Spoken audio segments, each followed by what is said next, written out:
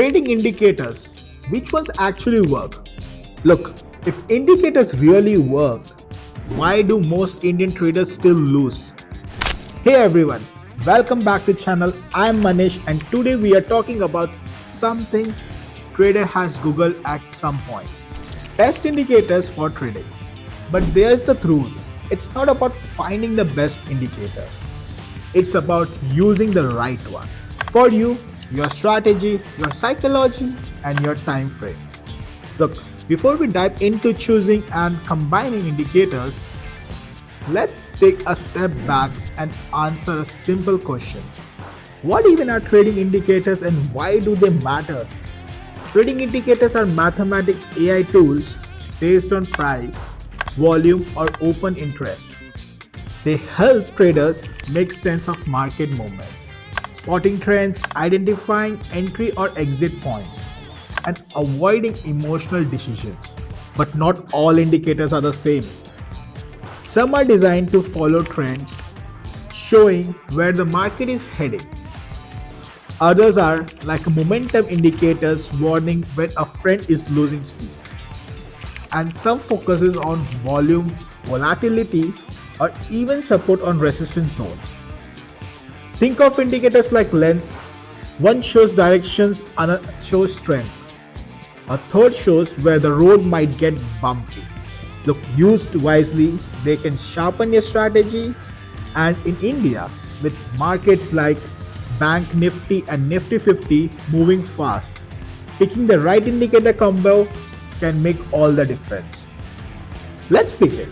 So in this video, I will break down which indicators actually make sense, how to combine them, the three biggest mistakes Indian traders make. Let's dive into the real example from Nifty and Bank Nifty, and my own personal story when indicators helped me and when they betrayed me. So let me guess, you opened your chart and added RSI, MACD and Bollinger Bands, Super 10, volume and EMI. And look, now your chart looks like a Christmas tree. Been there, done that. Most beginners in India do this. They think if one indicator gives signals, maybe 6 will make it perfect. But here's what happens. One says buy, another says sell, and you get freeze. You miss the trade or worse, enter blindly. So more indicators is not equals to best results. The more noise you add, the less you can see price action, which is the only thing that actually moves the market. First, blind trust. I saw RSI hit 30. I bought it and dropped. Why? Because RSI doesn't predict, it just tells you momentum is low. Prices can keep falling even RSI is oversold. Second, now understanding of the max. Do you know how MACD works? What's the formula behind super trend? If you don't know what the indicator is calculating, you are trading blindly. Third, indicator overload. Using 5 to 6 indicators at once, you're not trading. You're overthinking. Use indicators as a second opinion, not as your only brain. How to choose the right indicators for your strategy? Let's simplify. There are 3 types of traders. Let's match indicators for each. First, intraday traders like 1 to 15 minutes chart. You need speed. Use EMI 5 to 20 for trends. Stochastic RSI for entry points. Volume to confirm breakouts. Keep it fast. Markets move quickly. Indicators should too. Second, swing traders. 4 hours daily chart. Hold for a few days. Use MACD trends direction. RSI, overbought, oversold zones, and support resistance zones. Manually mark. It's about catching medium moves. Third, long-term investors. Use SMA 50 to 100 classic moving average.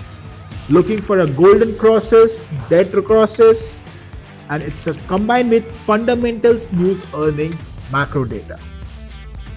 Don't overtrade. Let the signal come to you. The golden rule. First trend indicator plus oscillator plus price action. Example combo: EMI 20 trend, RSI momentum, and support or resistance zone. So live chart example, let's pull pocket option. Step 1, let's go ahead and set up the chart. So add Bollinger Bands, period 20 and deviations 2. Also RSI period 14. And let's go with the step 2, look for the setup and price touches or breaks below the lower Bollinger Band. So it should be possible bounce. RSI crosses above 50 and confirmation of upward momentum. See, if the price is also bounced from a previous support level, so it's obviously like a stronger entry point.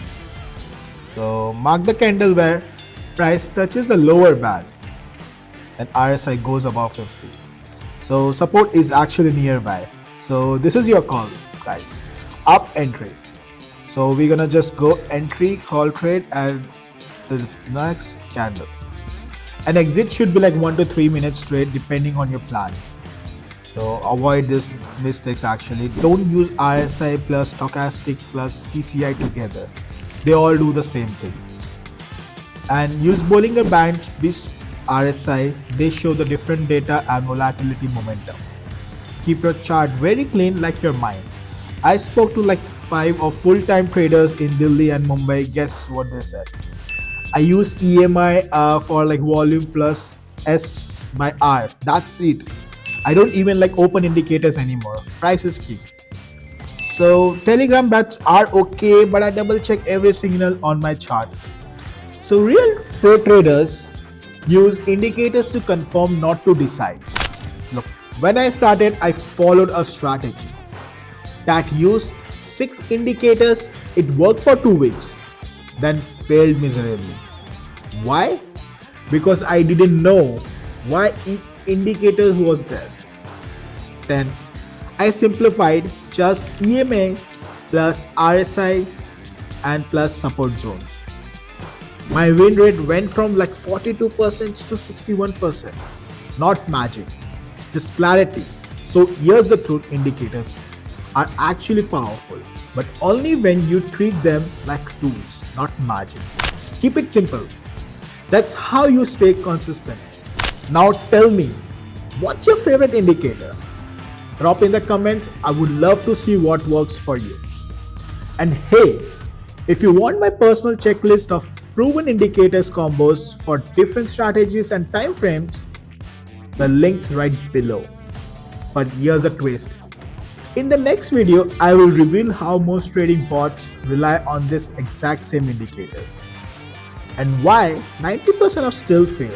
So if you want to trade smarter, not harder, subscribe, like and share this video with someone who is stuck in the indicator and overload. I will see you in the next one. Until then, trade clear, not chaotic.